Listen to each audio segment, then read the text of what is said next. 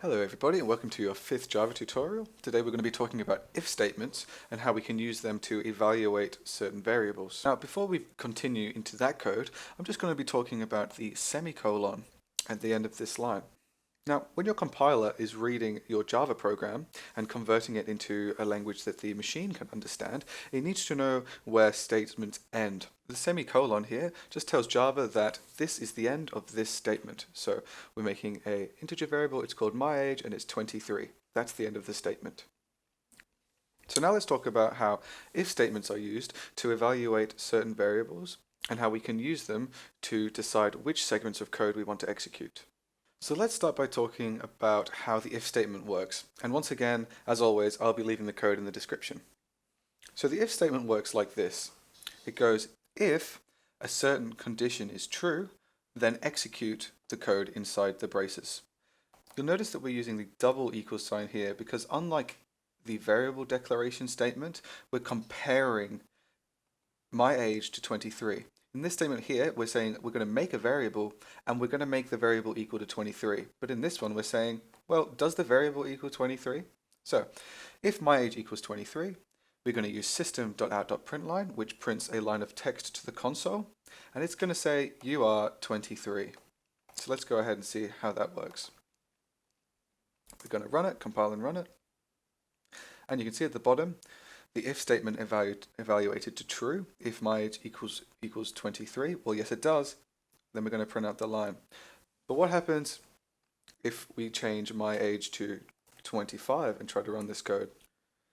So I hit Control S for save, and now I'm going to run the class. And you can see that nothing happened. Well, if my age equals 23, which it doesn't, then print out the code. So we're not going to print out this string. Now this brings us to the next step.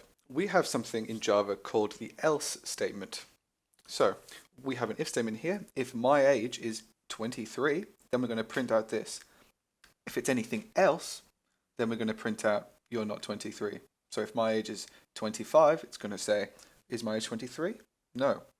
Well, if it's not, we're going to print out you are not 23. So let's try this. Compile and run. You are not 23. But if we change this to 23, compile and run, you are 23. Now we're actually not restricted to just using the equals comparison operator. We also have less than, greater than, less than or equal to, greater than or equal to, and not equal to.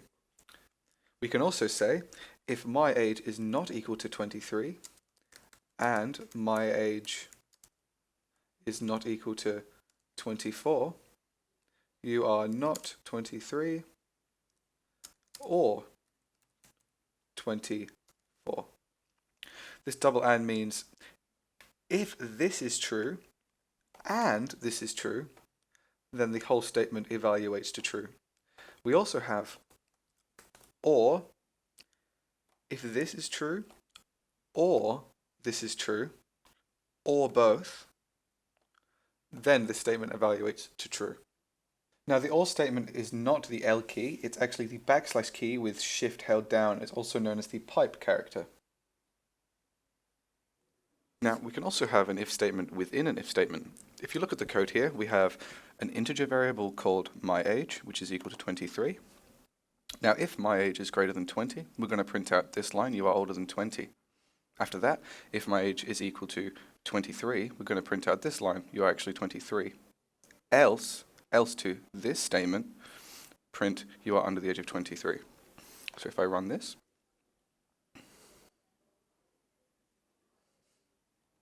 and hit save, you are older than 20, you are actually 23. So what that means is this if statement was evaluated to true, so we moved into this block of code. And we printed out you are older than 20. Then this if statement got evaluated to true as well, and then we printed this out. No need for the else.